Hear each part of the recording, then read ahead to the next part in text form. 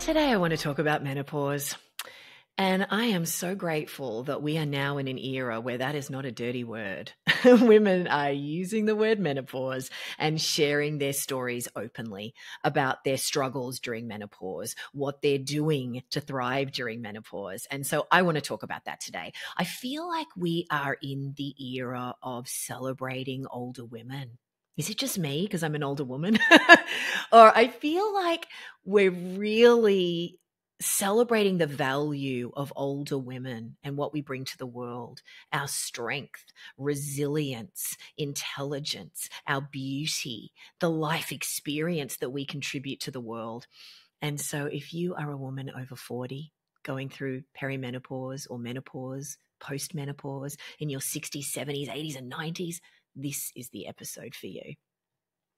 I shared a little bit about my menopause story in episode 1, where I talked about how I used the power of strategic eating and better nutrition to support my dad with his healing journey from cancer.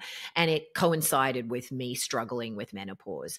And I've received a ton of emails and messages from listeners asking specifically what I did to feel so incredible during menopause. So I want to share this with you today. So if you are struggling with stubborn belly fat, weight gain, inability to lose weight, you're not sleeping through the night, you've got low energy and fatigue, you've got horrible hot flashes and night sweats, you've got hair thinning and balding or incredibly dry hair, you've got low libido, pain during intercourse, anxiety, depression, high stress, feeling like you're going crazy, and you just feel completely out of control through this menopause journey and you feel like you're going crazy. I hear this all the time from women.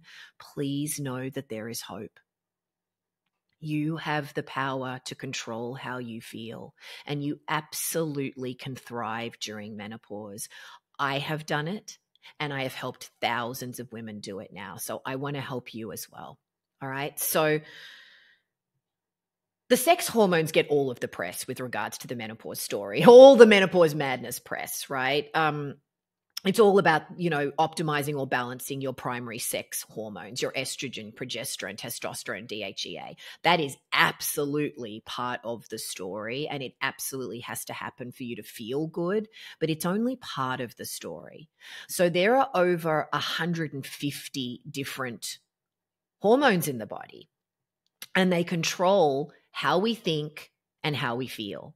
And so here's the great news. You can optimize all of these hormones with strategic eating and lifestyle choices, right? So when you optimize some of the other hormones like insulin, cortisol, oxytocin, GLP-1, all of these different hormones and some key neurotransmitters, the sex hormones start to come into balance more easily. It is magical. The human body is an incredible machine when we are strategic about our food and lifestyle choices. All right. So I'm going to share some of these things with you today. So my personal journey started in my early to mid 40s. So I talked in episode 1 about how when I was a teenager, I really learnt the value of and the power of better nutrition through my Epstein-Barr virus journey and my recovery and healing from that. So from a very early age, I learnt that nutrition really matters, and I felt it in my body with my healing. So in my 20s, my 30s, and my early 40s, I was really thriving because I was very, very attentive to my food and nutrition. I was eating very well. I was exercising. I was flying. I just enjoyed good health in my 20s, 30s, and early 40s. And then in my sort of around 44, 45, I went through a breakup. And it was, breakups are hard. So I was really sad. It was a beautiful relationship, but we just knew that it wasn't right and it needed to end. But it's still a huge loss. So I did a lot of crying under the covers and comfort eating, watching rom-coms and, wondering what my next move was going to be, feeling pretty lost and upset about it all. So to be honest, when some of these menopause symptoms started cropping up, I kind of just put it down to the fact that I was a little bit depressed and was really sad about my breakup. And so I ignored it for a little bit. So I started to not sleep through the night. I put on over 30 pounds, almost 40 pounds. I started to not really care about my appearance. I started moving through the world in sweatpants and kind of hiding, really, and not really paying attention. So I just put that down to the fact that I was eating potato chips and French fries and cake and, soothing my aching heart kind of thing. And I thought, I know what to do to take the weight off. It'll be fine. No big deal. I got the nutrition thing down, right? I exercise. It's going to be fine. But then it just wasn't as easy. Nothing was staying where it used to stay. I used to just be able to eat whatever I wanted to eat and I'll just exercise up and it would be fine. Well, once I hit my mid-40s, that wasn't the case anymore. What I used to do all the time that was working wasn't working anymore. And so that was the first red flag. I kind of went, okay, I'm getting older. This is aging. I guess this is how it's going to be. Even I succumbed to that myth. Even I bought into the myth that it's aging and that I just have to put up with it. Even though I teach this stuff, that is emotionally what I still bought into. And so then I started to get a few other symptoms. I was feeling pretty heavy and, I put the sleeplessness and waking up multiple times throughout the night. Oh, well, this is what older women talk about. I guess this is how it's going to be. Seriously. And then it just started to really start impacting my life. I was really, really tired throughout the day. I didn't feel like working out. I was sort of feeling disconnected. I just didn't really care anymore, but I still put it down to the breakup. But then the hot flashes started coming and the night sweats. And again, in the beginning, I went, oh, gosh, is it hot in here? Gosh, I put it down to central air conditioning or heating or something, Then I went, the penny dropped. And I went, oh, this is menopause. This is perimenopause. This is what all these women are talking about.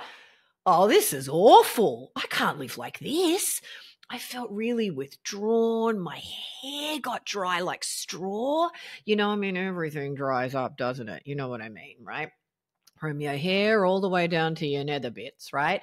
It is just awful. And I started getting some food cravings and I just felt really withdrawn and starting to feel pretty hopeless, to be honest with you.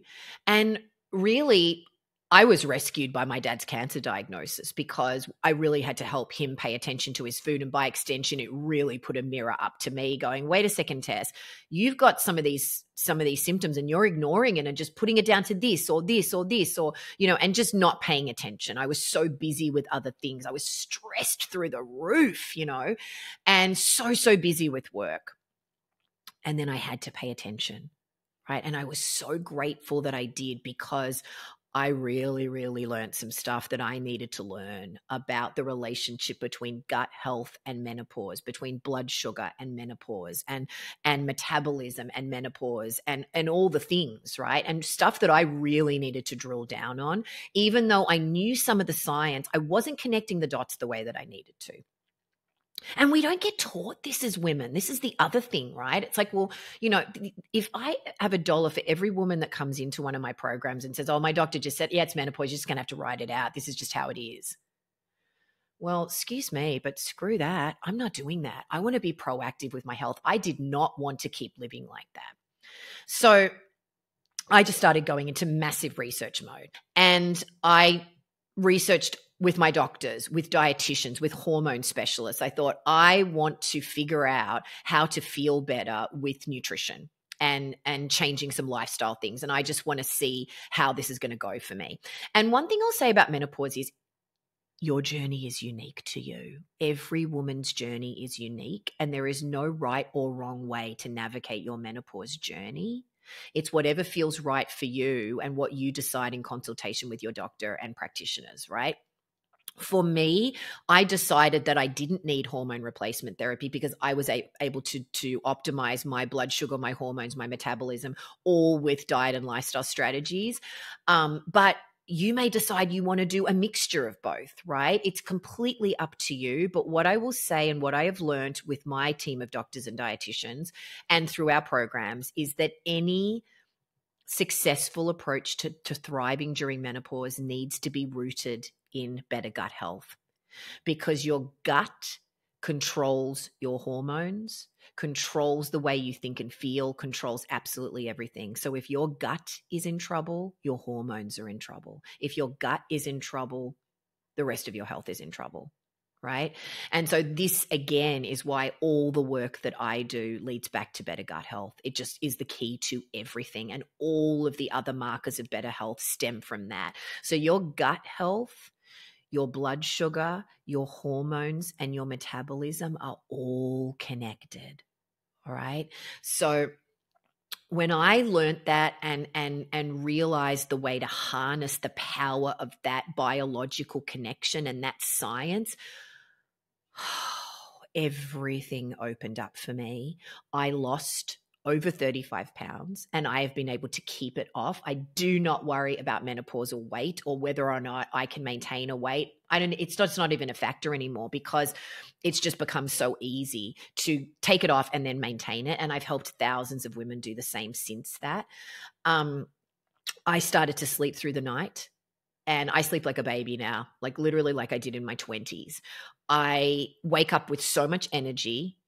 I don't have any hot flashes or sweats. My moods are stable. I feel positive, energized, vibrant. My hair has changed. I mean, just everything has changed. My sex drive, everything. And I'll talk about all of this. And the answers were actually very, very simple. And so a lot of it I was doing prior to this, but I didn't have my protein dialed in and I wasn't eating really strategically for my body at this time.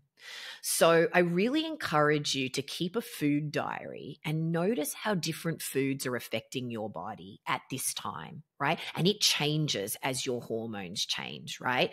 So I talked about how the sex hormones are only part of the story and how there's all of these other hormones, over 150 hormones and all these neurotransmitters, right? So the thing about the gut health piece that's so important to understand is that your nervous system has two main parts, right? So you have your central nervous system, which is your brain and your spinal cord. And then there's this other thing called the peripheral nervous system. And the largest part of the peripheral nervous system is what's called the enteric nervous system. And that's what's known as that gut-brain connection, that gut-brain access that you might have heard about. That is not some diet fad or some weird thing. It is a real physiological thing in the body. And we are learning, more and more scientists and doctors, how powerful it really is and how it controls everything. It's like an information superhighway. Your gut sends messages to your brain and your brain sends messages to your gut, and it controls absolutely every single thing in your body, right? So the gut-brain connection, physiologically, it stretches from the lower third of your esophagus all the way through to your rectum, right? So the vagus nerve is the largest, one of the biggest nerves that connects your gut and your brain, right? But there's all of these other different nerves, right? And your gut also controls all these neurotransmitters, right? So the main ones you would have heard about are dopamine, serotonin, and GABA, right? It's all these like love, connection, feel good, peace and calm, neurotransmitters, right? Really, really important during menopause, right? The other piece of the puzzle you might have heard someone say, or a doctor might have said to you, well, you really need to be watching your probiotics during menopause, right? I mean, we all need to be looking at this at any age, but during menopause, it is absolutely paramount, right? So I call them the 3 Ps, right? We don't just need probiotics, we need prebiotics and postbiotics, the 3 Ps, right? So probiotics are the beneficial good gut bacteria, the beneficial microbes, right? So there's a war raging inside our body all the time there's billions of microorganisms, and some are beneficial and some are hostile, right? So the beneficial microbes are the ones that are going to support better health, right? And then there's all these other microorganisms that are the bad army, basically. You've got the good army and the bad army. And there's just a war raging between the good and the bad. And in a balanced, healthy body, we want the beneficial microbes to outnumber the good army, to outnumber the bad army, right? But the bummer is that every single thing that we do feeds the bad gut bacteria, except for eating well, right? Environmental pollutants, stress, drugs, prescription and non-prescription, sedentary lifestyle, poor food choices, all this stuff pushes it out of our favor. So we have to mindfully top it back up again, right? So that we can stay in balance, all right? So really, really important stuff in terms of this better gut health piece, right? I want to connect the dots between this gut health and estrogen conversation, though, because this is really, really key for women, right? So estrogen, which is our primary sex hormone, which decreases rapidly while we're going through perimenopause, menopause, and then postmenopause, right? And ends up being a fraction of what it is during our childbearing years. Estrogen is a protective hormone, right? So, but when estrogen is released, it needs to bind to a protein, right, in order to work properly. And it's called an estrogen receptor. You might have heard that term, right? There's a lot of estrogen receptors in your gut. So it makes sense, right, that better gut health equals increased estrogen receptiveness, right? So the other key connection is gut health and your moods, right? So it's very common to have all kinds of mood swings, feeling pretty depressed, pretty down, teary. Like I hear this all the time with women. If I experience this too, like the slightest little thing can set you off, and things that used to just ricochet off you in your 20s and 30s, all of a sudden the slightest little thing and you're just bursting into tears all the time. You feel like your skin's not thick enough and you can't handle life, right? You are not going crazy. You just need to be more in balance, right? And you have the power to do this with food and lifestyle choices, right? I felt like I was going crazy. And I hear this from women in our 60-day reset all the time, right? And then with some simple tweaks, you feel like you're in control again. And that is a great feeling, right? So this mood thing with gut health is really key, right? So your gut controls your moods. So there is this misconception that the majority of the serotonin gets produced in our brain, that it comes from the brain. Actually, it's 5% or less than 5% of serotonin is actually produced in your brain. Over 95% of it is actually produced in your gut, right? So the other thing about serotonin, this feel-good neurotransmitter, is that when our gut health is not good, we don't produce enough serotonin, right? So it's very much dependent. The production of serotonin is very much dependent on better gut health and digestion, right? So lower serotonin equals increased appetite and food cravings, right? I'll talk about that in just a minute because it's so key. What do we feel like doing when we're going through menopause? We just want to eat potato chips and candy bars, and we have all these food cravings and sugar cravings. Why do we crave the sugar? Because that's the food, that's the drug of choice for the bad microbes, I should say, right? The food of choice for the good microbes is vegetables, is those prebiotics. I'll get back to that in a minute, right? The prebiotics, the probiotics, and the postbiotics, right? So serotonin is made from the amino acid tryptophan. You've probably heard about that with turkey, right? We've all heard of that. Everyone's tired after they eat turkey on Thanksgiving or Christmas, right? Your body can't make tryptophan. You have to take it in from foods. So animal protein and plant protein, right, contains tryptophan. So just be mindful of that, right? You want to be eating some tryptophan so that you can stimulate that production of serotonin in addition to your gut health, right? So going back to this probiotics and postbiotics, right? So the probiotics need food, right, to thrive. The good gut bacteria, the good army needs food, right, to keep fighting the good fight, right? And their food of choice is the prebiotics. That's the vegetables. It's the fiber from plant foods, right? The resistant starches from starchy vegetables and grains, that sort of stuff, right? That's the food for the good gut bacteria. So the food that you put into your body, you want to be feeding the good army, not the bad army, right? We want to be feeding our good army that's protecting us, right? So when the probiotics feed on the prebiotics, when they eat and they ferment those things and they get healthy and strong, they produce what's called postbiotics. So these are, some of them are short chain fatty acids, right? And one of them is this thing called butyrate, and that stimulates a hormone in your gut known as GLP-1. Now, you've probably heard of GLP-1 because of Ozempic and Trulicity and all of these GLP-1 agonist injections that so many people are on to lose weight, to regulate their blood sugar in diabetes or whatever, right? Well, GLP-1 is a hormone that you can optimize with better food and lifestyle choices, right? It is a hormone produced in the gut. And this butyrate, which is the postbiotic, stimulates the production of GLP-1. So this is where these food choices and this better gut health become so important, right? So it's a naturally occurring hormone, and Ozempic, Trulicity, all that kind of stuff mimics the action of that and puts it on steroids, basically, right? Well, we want to have appropriate amounts, not crazy high amounts, right? We want to be doing what's appropriate for our body, right? So why is GLP-1 so important?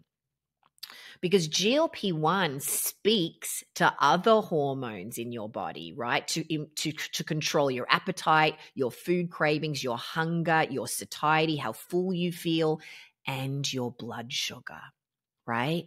So GLP-1 speaks to insulin, another hormone. So insulin is a hormone that is released by your pancreas, right? And that regulates your blood sugar, right? I'll talk about that in just a minute, right? GLP-1 also speaks to two other really key hormones, leptin and ghrelin. So leptin is your satiety hormone. I've had enough. I don't need to eat anymore. I don't have food cravings, right? Ghrelin, I remember it like, grrr, like I'm hungry. Grrr. Ghrelin is your hunger hormone, right? So GLP-1 regulates how much leptin and ghrelin is released, how hungry you are, how full you are, right? That's why these GLP-1 agonist medications have been so successful, right? For so many people, right?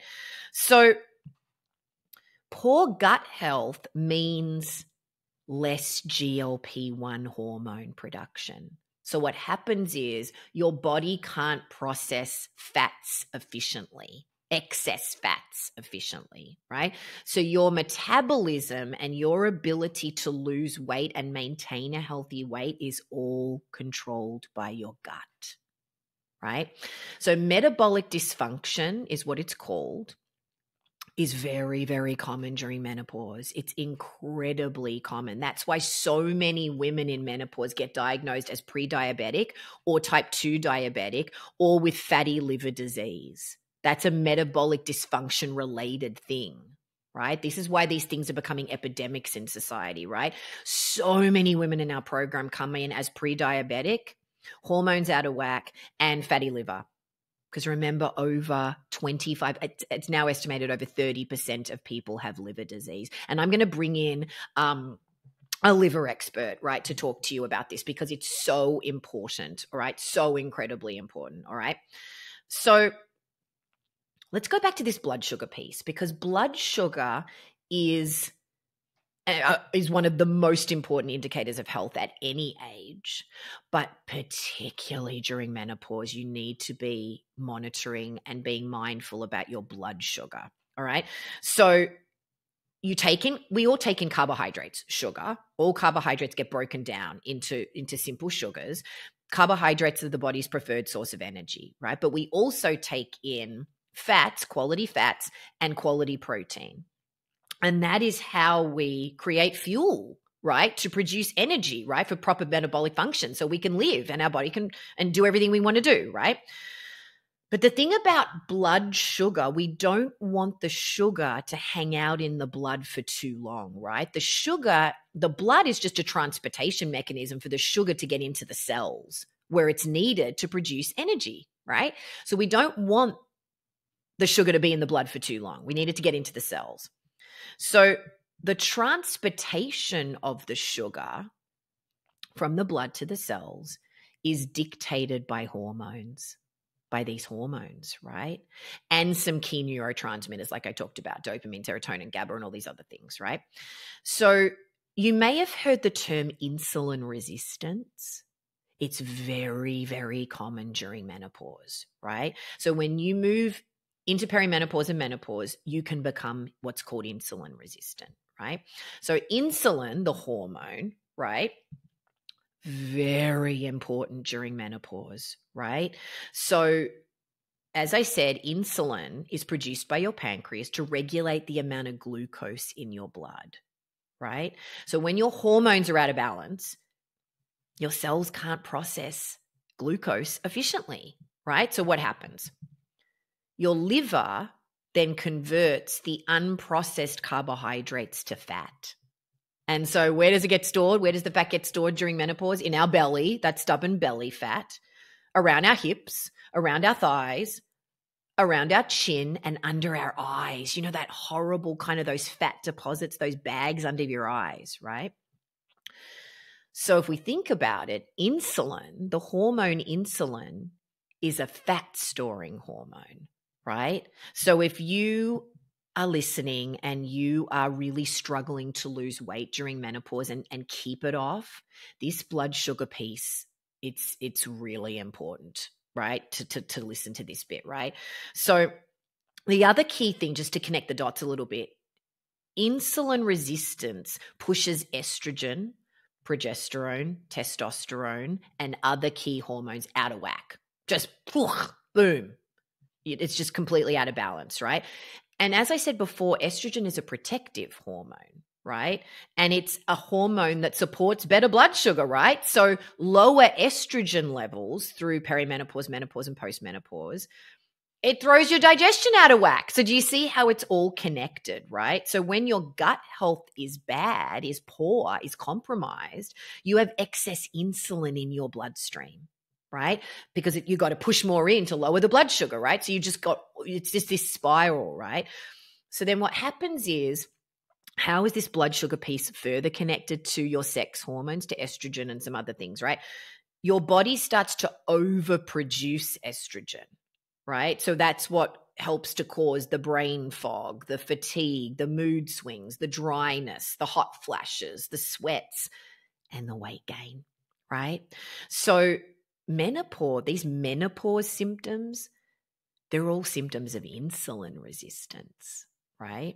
So if you don't regulate your blood sugar with better food and lifestyle choices, you can also develop diabetes, heart disease, cancer, and all kinds of other chronic conditions. So menopause and aging puts you at a higher risk for all of those conditions, which is why they are so common in older women, right?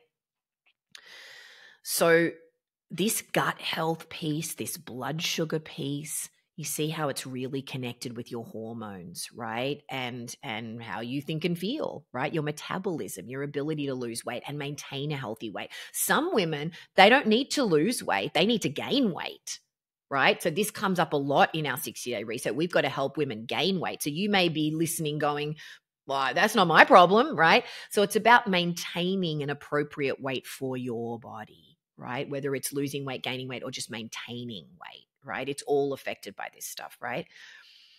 The other thing that happened to me, and I'm sure you can relate to this, is that everything dries up, right? From your hair, your mouth, all the way down to your nether bits, right? So staying hydrated during menopause is so incredibly important, right? So I'll just share some of the things that I did and some things that we help women in our community do, right? So drinking water, filtered water and water-based beverages like herbal teas and so forth regularly throughout the day is really, really important to stay hydrated. So our bodies can only absorb so much water per hour. So by the time your lips and skin are dry, your mouth is dry, you're thirsty, you're already dehydrated. So you want to be drinking regularly throughout the day so that you don't get to that point and so that your body can actually absorb the water that you're taking in, right? So herbal teas, there are some strategic herbal teas that really helped me and have helped a lot of women in our community. Chamomile tea is a beautiful herbal tea, right? Because it's not only tastes fabulous, right? It's quite relaxing. But chamomile tea naturally increases oxytocin, that love connection bonding hormone, right? And I'm going to talk about stress and oxytocin a little bit later because it's so, so key to this, right? It lowers cortisol levels too, chamomile tea, right? Cortisol is our stress hormone, right? And we just feel stressed and kind of out of control. We can feel like that during menopause, right? There's also some other tea blends that I really love. There's some tea blends with licorice, with sage, right? These teas have been shown in some studies to help reduce hot flashes or the length and severity of those hot flashes. So you may want to try just some natural things like this. Could also support your journey. And we've definitely had lots of women in our community experience some great results with those things. If you are an omnivore and you consume animal products, really high quality small batch or homemade bone broth can be really, really good during menopause, right? So it's alkaline forming, it's immune boosting, it's loaded with collagen, which we need for our skin. It also contains magnesium, which is wonderful to help you relax, but it's also a really wonderful hormone balancing mineral. I'll talk about magnesium in a little bit too. It also hydrates you, right? Just for better digestion, skin, joints, and all that sort of stuff. So depending on your dietary stripes, there are some options for you to stay hydrated. The other way that we stay hydrated is by eating raw fruits and vegetables, these mineral rich fruits and vegetables, plant foods that contain water, right? So that's the other way that we stay hydrated. So I think, a great strategy is to make one of your meals a raw meal. So a smoothie, a salad, a gazpacho, something like that, and eating just something little raw with every cooked meal. So that might be a side salad. It might be some chopped up cucumber. Really, really great strategy to stay hydrated throughout the day. One of the other really, really key things, and it helped me enormously, and has helped so many women in our community, is this sugar piece, right? I mean, sugar's just a drug. It's the most powerful drug on earth, right? It's just delicious. Let's be honest, right? It makes everything taste good, right? But these debilitating, all-consuming, I feel like it's controlling my life, sugar cravings that women talk about during menopause, they can really feel like they're controlling your life, right? And getting them under control is just really key, right? I mean, sugar, it's one of the biggest known triggers for menopausal symptoms like hot flashes, right? And sweats and things like that. That's the first thing. But sugar at any age, it just messes with your brain chemistry. It messes with your hormones. It sends them out of whack. It feeds the bad bacteria, the bad army in your gut. It's their drug of choice, their food of choice, right? It also just causes more food cravings, and it causes fatigue, and it disrupts your sleep, right? So one of the quickest, easiest things you can do to just feel better throughout menopause is just to really, really moderate your sugar consumption. Natural sugars and added sugars, right? Is just to be really thinking about that. Some other things I'll say, there are a lot of known trigger foods that are well documented, like gluten, dairy, alcohol, caffeine, grains, beans, corn, soy. There are all kinds of foods that can really bring on hot flashes, sweats, mood swings, that kind of stuff. But again, everybody is different. So I'll use soy as an example. Soy contains phytoestrogens, right? In some women, eating a little bit of soy can actually help balance hormones. And in other women, it is a huge trigger food, massive hot sweats, night sweats, hot flashes, things like that, right? So again, keep that food diary and just start paying attention to how different foods are affecting you, right? Now, keeping a food and symptom journal, that's anecdotal data. It never replaces clinical data, having, medical testing done with your doctor and other practitioners, but it can certainly inform the conversations that you can have with them about how you're feeling and how different foods and practices are affecting how you feel in your body, right? Another really easy thing that you can do is just to take in balanced nutrition. So I talked about why it's important, to take in protein and fats and carbohydrates. Just be looking and just paying attention to the composition of your meals and snacks, right? So do you have a few different colors of vegetables, right? I always love to have something green. Do you have an orange? Do you have a purple? Do you have a blue? Do you have a yellow? There's just so many different wonderful fruits and vegetables. Getting in a variety of different foods and different nutrients is really powerful. Is there a source of quality protein on your plate? Do you have some quality plant fats like avocado, extra virgin olive oil, things like that, right? So having a source of protein, fats, and carbs on your plate, right? The protein piece is a really big one at any time in life, right? Protein is responsible for every metabolic process in the body, from digestion to cell repair. But during menopause, whew, the protein strategy is an absolute game changer. This was the missing piece for me when I went through my menopause journey. I was doing a lot of this other stuff that I'm telling you about, but I wasn't monitoring my protein. I wasn't taking in the appropriate amount of protein for my needs, right? And your needs change, right? Your needs are determined by your weight, your activity levels, health status, health goals, medications you're taking. Everybody's protein needs are slightly different. Right. And there's different protein guesstimations. We use a protein guesstimation tool in our 60-day reset to help people as a starting point. And then we add and subtract from there based on activity levels and all these other factors. Right. So, this is why it's helpful to have practitioners help you, right? And people that really know what they're doing to help you navigate this journey, right? So just know with protein, more is just more. Just like what I was talking about with the water, the human body can only absorb and assimilate so much protein at a time. So it's around about, I'm going to say on an average of about 20 grams of protein, maybe 25 max. There are some exceptions to this, of course, but as a general rule, right? What I have found in my personal life, just with my family and friends, but definitely as a coach and in our program, in our 60-day reset, our dietitians all the time, over half of the people in our program are taking in not even half the protein that they need to be taking in. Mostly women are not taking in enough protein, right? And so this protein piece is so key, right? Because protein helps control your appetite, right? It helps to regulate your blood sugar. Protein communicates energy status to your brain, right? So protein helps decrease that hunger hormone, the ghrelin, right? It stimulates the production of GLP-1, right? That hormone in the gut, right? That controls your appetite and your blood sugar, right? And your hunger and satiety, all that kind of stuff.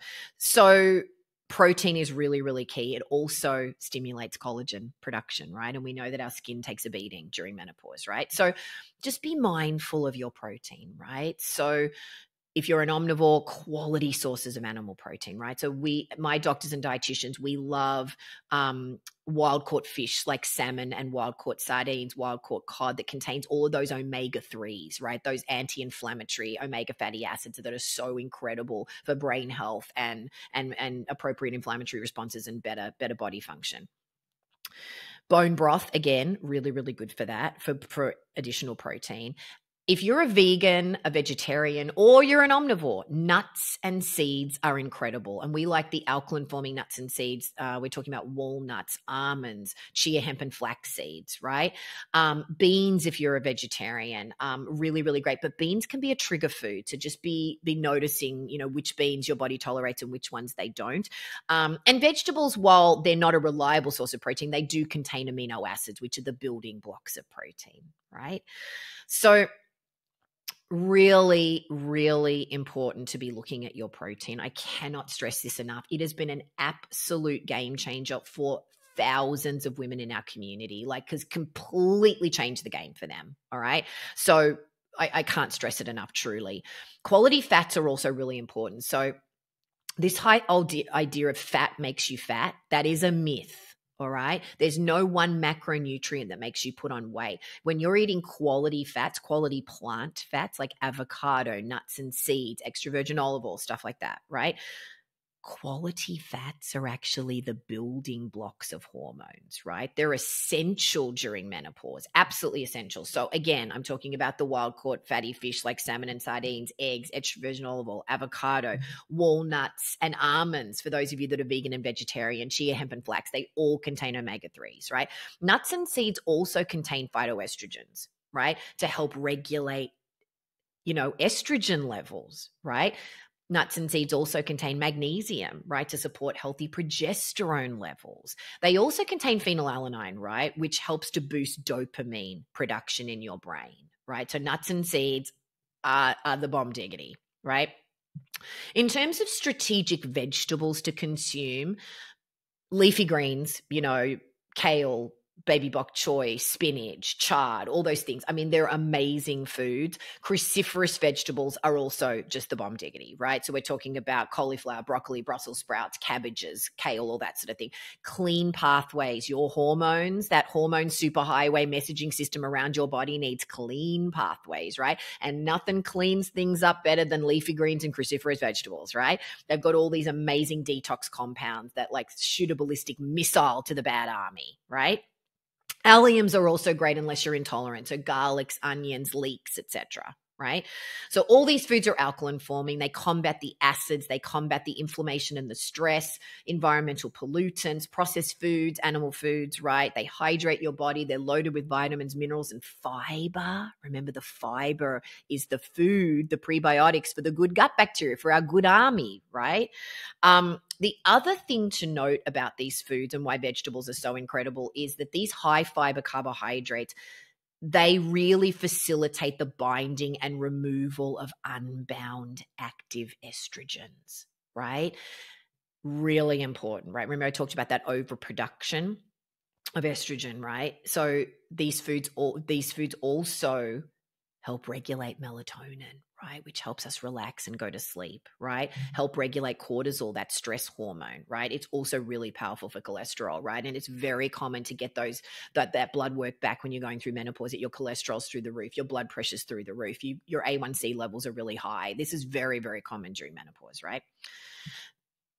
The other key thing, like I talked about with the gut health thing, is just fermented foods, right? Eating fermented foods every day that contain all those beneficial microbes, the beneficial probiotics. We've got to constantly be replenishing and topping up our stores of beneficial microbes, right? So the sauerkraut, fermented kimchi, kefir, beet kvass, all these different things, right? And there's yogurts. There's just so many beautiful things that you can consume that contain beneficial microorganisms that are going to help win the war every day, right? Between the good army and the bad army, right? Some other foods that I want to mention are fresh herbs and spices and dried herbs and spices, right? Really powerful foods, right? So turmeric really stimulates the production of some of those key neurotransmitters, also combats inflammation in the body. Ginger is also a really powerful anti-inflammatory agent that can easily be added to smoothies and to juices and to salad dressings and to soups and stews and all kinds of food, right? Grains, all sorts of things. Parsley and cilantro are natural chelators, right? So they help to draw toxins out of the body. So really great things to add to salads and stir through things and smoothies and all kinds of stuff. Mint is a beautiful herb because it's got a natural cooling property to it, right? If you're going through hot flashes and things like that. So just a few little tips and tricks there. Berries are another one I want to mention because not only are they just delicious, I mean, strawberries, raspberries, blueberries, blackberries, I mean, they're just yummy, yummy, but they also contain phytoestrogens and they're also low in natural sugar, right? So they can really help to boost levels, to optimize your hormones, to support better body function, all right? So hopefully you're getting the idea that you can eat lots of really incredible foods that can support optimizing your blood sugar and your hormones and your metabolism, and also supporting better gut health, right? So I talked in episodes 1, 2, 3, and 4, probably like a broken record, about how much I hate diets, right? First of all, I love food more than oxygen, right? I want to eat when I want to eat, and I want to eat how much I want to eat. And I do not want to starve and deprive myself and limit my experience of life, right?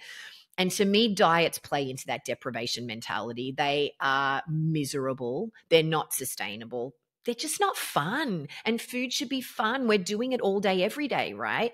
And I don't want to limit and restrict myself. And we don't, in our programs, we don't support anybody doing that, right?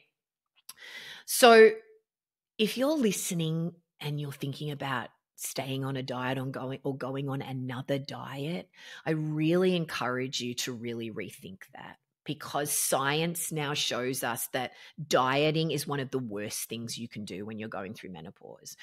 And I'll tell you why. I mean, starving yourself's not going to be the answer long-term at any age. But during menopause, science and the studies show us that starvation causes the downregulation of key hormones, of the downregulation of estrogen and progesterone and testosterone, your primary sex hormones that are already in decline, as you're going through menopause. We don't want them to decline anymore, right? We want to keep what we've got and we want to optimize, right? So when you are not eating regularly throughout the day, it's not going to help with your hormone balancing, right? So we see this all the time in our 60-day reset. When we get everybody has a member questionnaire and an evaluation. You get personally evaluated by our team of dietitians. It is, I'm going to say, over half, I'm going to say probably 3/4 of the women in our community are undernourishing themselves. They're not eating regularly throughout the day. They're only eating 1 meal or 2 meals a day. It's not enough. So it doesn't mean that you force feed yourself when you're not hungry, but we're just advocating eating smaller meals and snacks, even just a couple of bites of something, right? Because it helps regulate your blood sugar. We don't want those huge spikes in blood sugar and then crashes, right? We want to have these lovely little rolling hills, they call them, right? Just regulated, beautiful, even blood sugar throughout the day and throughout the night, right? That's what we're aiming for. Because every time it spikes and crashes, those are blasts of inflammation. That's what it is, right? And how does inflammation manifest in the body as stress? How does stress manifest in the body as inflammation, right? So that's why a lot of women during menopause have chronic inflammation, right? So there's also this thing called the Fed status factor, right? So it helps to regulate your thyroid function. So it's not a coincidence that a lot of people going through menopause and postmenopause develop thyroid conditions, develop autoimmune conditions like Hashimoto's and Graves' disease. It's all connected, right? So there's also a thing called the cortisol factor, right? Overeating and starvation interferes with your stress responses, right? So the thyroid is inextricably connected to your metabolism, right? Your ability to maintain a healthy weight, right? To lose weight, gain weight, maintain it, right? So really, really important, right? So I talked about cortisol, and I promised earlier that I was going to talk about this stress cortisol oxytocin piece, right? So cortisol is one of the primary stress hormones, right? So why do we feel so stressed during menopause? Why do we feel exhausted and things are spinning out of control and right? Well, it's because of these hormone changes, right? So progesterone has a calming effect on the body, right? So it makes sense that during menopause, when it's in decline, we're going to feel more stressed and anxious, right? That makes complete sense. Estrogen levels are also dropping, and estrogen is a protective hormone like I talked about, right? So when estrogen levels drop, cortisol levels rise, right? Which causes the higher blood pressure, the higher blood sugar. And then in turn, that causes you to release more adrenaline, one of the other stress hormones, right? That also raises your blood sugar. So do you see how this insulin resistance that I was talking about, this high blood sugar, this elevated A1C happens, right? So the more stress that's in your body, that's going to lead to the anxiety, to the depression, to the mood swings, the headaches. I started getting those headaches. So many women in our community have debilitating headaches during menopause, migraines. I didn't get that, but a lot of my friends have got it right now, right? The sleep problems, not sleeping through the night, the low energy, the fatigue, the crippling brain fog. Oh man, did I have the brain fog. I don't anymore, but I had it. And so many women in the program. But here's what's really cool. It goes away really quickly, all right? When you start being strategic about what you're doing, that inability to concentrate, you start to get laser focused again, right? I don't know if you've got muscle tension. I didn't have as much of that, but quite a few of my friends are reporting that right now. And people in our program come in with that and then they don't have it anymore, right? Hair loss, the thinning, the balding, really, really dry hair, right? And of course, the weight, right? The stubborn belly fat. This is all connected to stress, right? And man, am I going to give you the gold right now, because let me tell you some stuff that I learned about stress and metabolism, right? And stress and how we can kind of harness this reality in our bodies, right? So I talked about cortisol being the stress hormone, right? So it's produced and released by your adrenal glands in response to stress, right? Your adrenals sit right above your kidneys, right? So we need cortisol because it's protective. It helps us go into fight or flight. It helps us protect ourselves from a threat, right? Cortisol also affects your metabolism.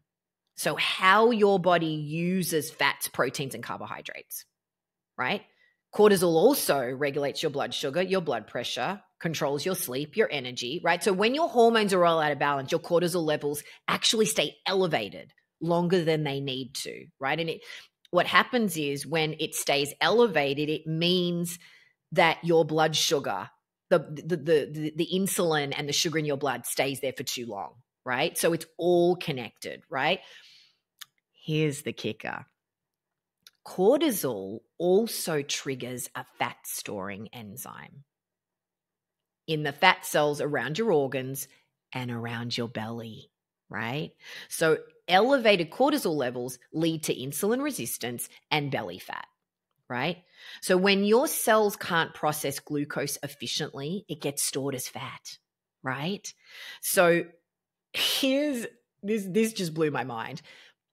Belly fat cells, your belly fat cells have 4 times as many cortisol receptors as regular fat cells. They're just like a stress magnet, right? So we actually want to get rid of that belly fat, right? Because it's just a big stress magnet. So the more belly fat, the more stressed you're going to be, right? But here's the really cool thing about the human body, your beautiful body, is that we have a natural recalibration mechanism in the hormone oxytocin. I love oxytocin, right? So oxytocin is a hormone that works in opposition to cortisol. It helps to balance cortisol. So when we raise our oxytocin levels, it brings our cortisol levels down. Right? So oxytocin is the love hormone, the anti-aging hormone, the connection hormone, right? So oxytocin floods your body during childbirth. So it helps you bond with the baby, right? It also floods your body during orgasm. It floods your body during physical touch, holding hands, kissing, cuddling, embracing. You can even do it to yourself if you live alone by brushing your hands and hugging yourself and squeezing bits of your body. And, there's absolutely ways that you can flood your body with oxytocin, right? So kiss and cuddle it out, have sex, stay connected, all this stuff, right? Now, you might be listening going, well, thanks, Tess, but my libido is so shot and I've got pain during intercourse because of menopause that I don't feel like having sex, right? That is a real thing too. And, I will do an episode about that because there are some things you can do about that too, right? And I'm going to bring in an expert about that because it's so, so powerful, right? You can absolutely change that too. All right. So oxytocin also helps to regulate your blood sugar, right? It also helps to regulate your appetite, right? So the more love you feel for yourself and as good as you feel, right, it's going to help with all of these things, all right?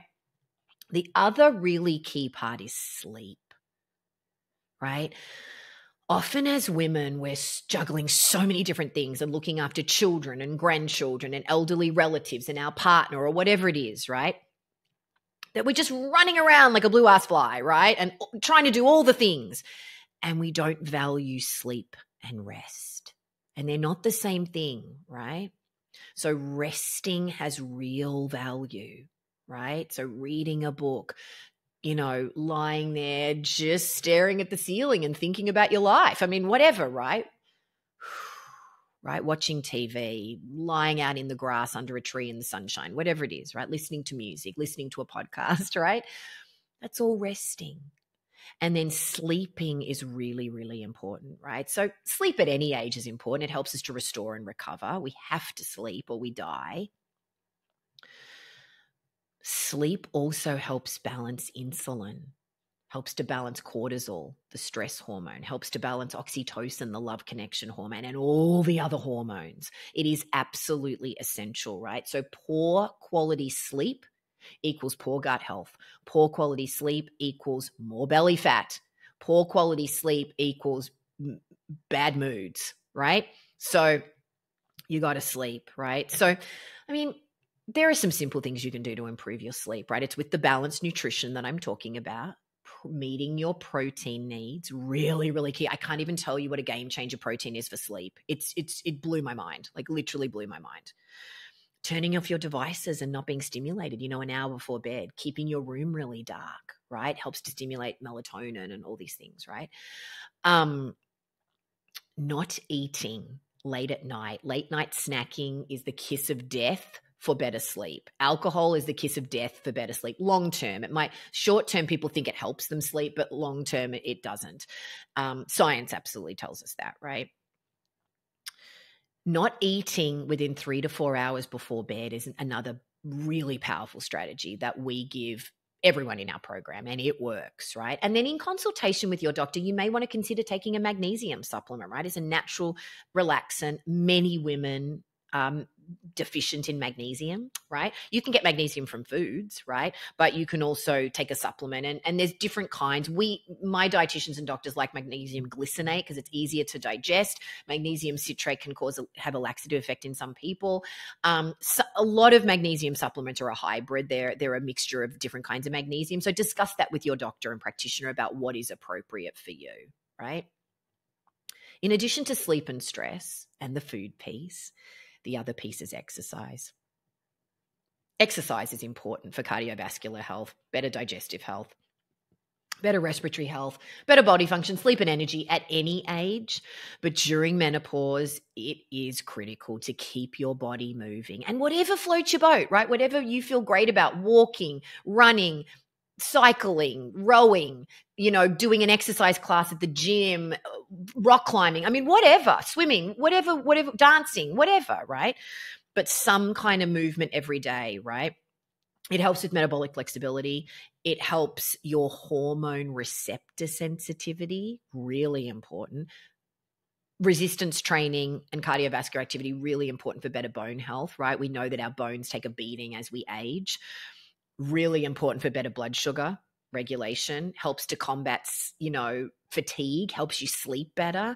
It helps with brain fog and concentration, helps with mood stability, right? Helps with the production of serotonin, dopamine, and GABA. And it helps to improve your libido. So incredibly important, right? So I really encourage you to get outside in the sunshine as much as possible and exercise outdoors, right? To get as much vitamin D as possible. Vitamin D is the conductor of our immune system, right? It's just so important for better immune responses. But our ability to synthesize vitamin D from the sun decreases with age, right? Decreases with age. And so it's even more important, right? Just like I talked about earlier about eating raw foods to hydrate the body, we also eat raw foods for enzymes, right? So we produce enzymes, but we produce less enzymes as we age, right? So these things are more important as we age, right? So get outside, exercise outdoors, get in the sunshine as much as possible so that you can be taking in as much vitamin D as possible. The other thing about vitamin D is oxytocin and serotonin. So that hormone oxytocin, feeling good, the love connection, and that serotonin, feel good neurotransmitter, are both activated by vitamin D, right? So really important. You may want to discuss taking a vitamin D supplement with your doctor, right? But nothing's going to replace the sunshine, right? So supplements are wonderful, but you may not want to take supplements, right? So there are natural ways that you can do this, right? So just really, really important. So to recap, in closing, we've got 4 core principles in the Skinny 60 system, in the 60-day reset. Number 1 is prime. Number 2 is nourish. Number 3 is pace. And number 4 is restore. So number 1, prime, is we're priming our gut health and digestion, right? To regulate your blood sugar and your hormones and your metabolism. Remember, those 4 things are all connected, right? If your gut health is in trouble, your hormones are in trouble, right?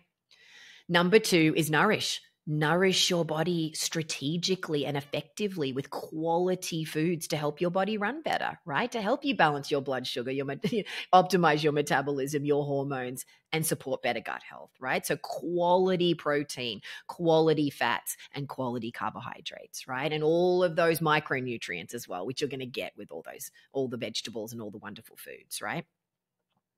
Number 3 is pace. So that's what I was talking about regularly, fueling your body throughout the day, right? Eating regularly, smaller meals and snacks more regularly throughout the day, even just a couple of bites of something, of a balanced meal or snack with protein, fats, and carbohydrates, right? Eating regularly to regulate your blood sugar, right? To have just that regulated blood sugar throughout the day, not those huge spikes and crashes, which in turn helps to optimize your hormones and your metabolism, right? And it also supports better digestion. So you've got the quadruple whammy, right? That this pace strategy helps with better digestion, helps with better metabolism, helps with better hormones, and helps with better gut health, right? And then number 4 is what I was talking about, just with this sleep and rest and energy, exercise, restoring better circadian rhythms in the body, restoring appropriate stress responses, restoring appropriate inflammatory responses, right? Just restoring your body and bringing it back into balance, all right? So remember, you have the power to control how you feel with food and lifestyle choices, right? And again, it doesn't matter what else you're doing with your doctor and practitioners to optimize your hormones, whether you're on hormone replacement therapy or something or not. Any successful approach to menopause and thriving like I am, and thousands of women in my community are, it's got to be rooted in better gut health. So what does your gut tell you about your life, right? So important. Over 70% of women are constipated. They're not moving their bowels every day. And if you are not moving your bowels every day, there is a problem, right? So that is indicative of poor gut health and digestion, right? But here's the cool thing. You can turn this around really quickly, right? You don't have to live with these uncomfortable, horrible symptoms of menopause. And some people go through and it lasts for 15 years. I don't want to feel like I was feeling all those years ago for 15 years. I got stuff to do in my life. I got dreams. I got traveling to do. I want to have energy. I never want my physical health to be the reason why I say no to anything. I want it to be my no and my yes. So take control of your health. Decide it has to be me. It has to be me to figure this out and to do what needs to be done in consultation with my doctors. But I don't think we're meant to do this thing called life on our own, right? So if you want support, definitely join my 60-day reset with my team of doctors and dietitians, and we'll help you figure it out. That's what we do. It's like a puzzle for me. I love it. And I'm on a mission. I want every woman to thrive through menopause like I am. And I intend to keep thriving, right? I just want every woman to feel incredible and empowered. So just know that you've got the power, all right? And I made a little menopause nutrition guide for you for free. So you can go to ithastobeme.com/menopause guide to get a little bit of a written summary of everything I've been talking about in this episode, all right? And honestly, just start implementing some of these small strategies. It's just step by step, right? We've got a saying in our community, good, better, or best, not perfect, right? Perfection doesn't exist. Just aim to make the next better choice. So if all you did today was just drink a little bit more water and stay hydrated throughout the day, that's already going to make you feel better. And then just keep layering on something else, right? Think about the probiotics. Maybe start eating some sauerkraut or some kefir. Add some kefir to your smoothie or something, right? That's another better choice, right? And then what happens is all these choices are cumulative, and you become the sum of your choices. And when you become the sum of better choices, everything just keeps getting better. It is so magical. And when you start to feel really great in your body and you start to feel strong and powerful and beautiful again, right? That's one of the other beautiful things about this. People will say, you look 10 years younger. How do you look like this? I mean, I get this from women in my program all the time. People start to notice and you start to feel really good about yourself. You know that thing as women, I hear this a lot. I feel invisible. Like I don't matter. I feel drab. I feel old. I feel fat. I just feel like I don't matter. Well, you do matter. You do matter. And you're beautiful just as you are right now. But I'm sure you want to be more physically beautiful, right? And be the weight that you want to be. Have your skin glowing, have your hair and your nails lustrous and beautiful and shiny and fit into your favorite jeans and your favorite dress and just feel good about yourself. But more importantly, sleep through the night. Have energy, be able to play with your children and grandchildren, or go for that bike ride, or go on that hike to Nepal, or go on that cruise and walk around the Cinque Terre, or whatever your dreams are. Don't let your physical health be the reason why you say no to anything. Say a big yes and go, it has to be me. And you know what I'm going to do next week? I am going to invite some women who have done this. I don't want you to hear just from me. I want you to hear from some other women. If I can do it and they can do it, you can do it. So join me next week. I'm going to have lunch with them and we'll have a little conversation about empowering ourselves through menopause. I want to hear about your It Has to Be Me story. So head on over to ithastobeme.com/stories to share it in our free community. You can also join the conversations we're having about this episode and others. I'm Tess Masters. Join me next week and we'll dive inside another great story to help us go from dreaming to doing.